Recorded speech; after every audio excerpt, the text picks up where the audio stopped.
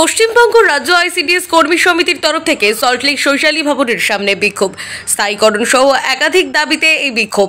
এদিন করুণাময়ী থেকে মিছিল করে শৈশালী ভবন যাওয়ার সময় শৈশালী ভবনের আগেই পুলিশ ব্যারিকেড দিয়ে আটকে দেয়। সেখানেই বিক্ষোভ দেখাচ্ছে আইসিডিএস কর্মীরা।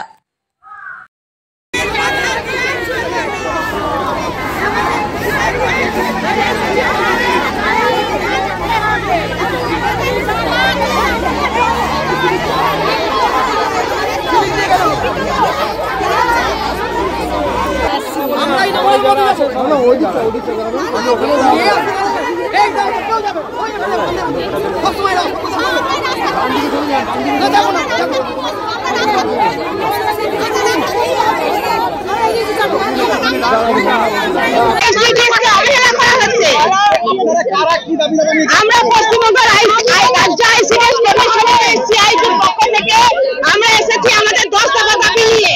আমাদের আইসিডিএসকে স্থায়ী করতে হবে।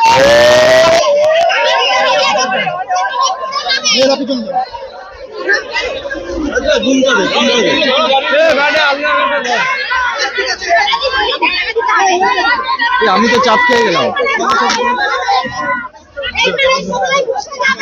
আমরা বেরিয়ে যাচ্ছি।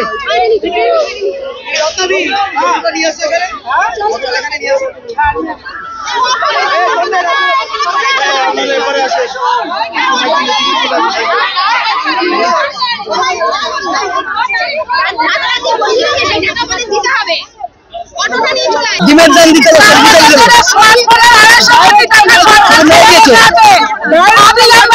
আমার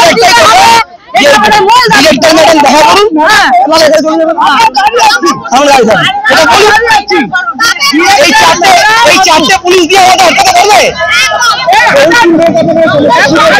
কিছু করতে পারবে রাজ্য সরকার, এটা ফালতু সরকার।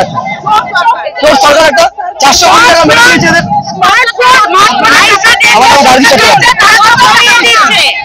আজকে আপনারা কারা কি দাবি নিয়ে আজকে আপনারা? আমাদের মূল দাবি গুজরাটের হাইকোর্ট যেমন রায় দিয়েছে যে আইসিডিএস কর্মী সহায়িকাদের সরকারি কর্মচারী স্বীকৃতি দিতে হবে।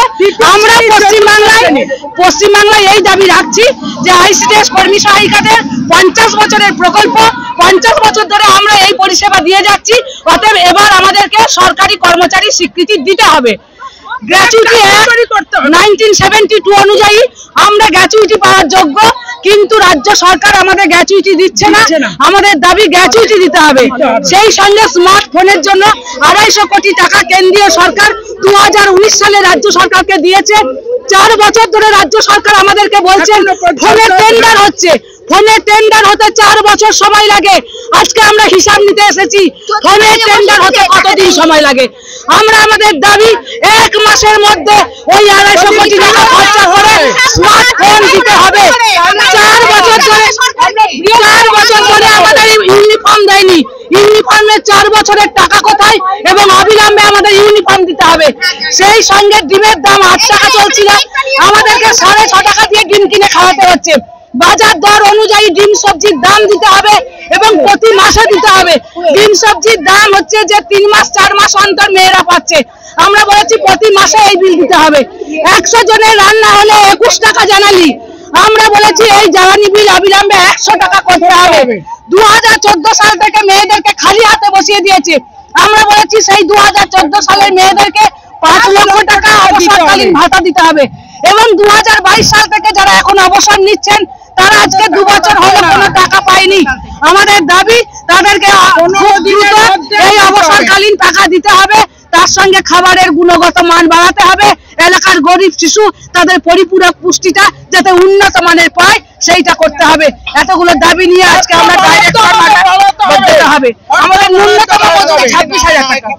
আমরা অবস্থান করব। আজকের এই রাস্তা আমরা ছাড়ব না। আমাদের আন্দোলনে যাব। যদি কোনো ইতিবাচক সাড়া না পাই আজকে আমরা এখানে অবস্থান করব এবং আগামী দিনে ধর্মতলায় ডরিনা ক্রসে আমরা অবরোধ করে বসে থাকবো। এই কর্মসূচি আমরা গ্রহণ করেছি।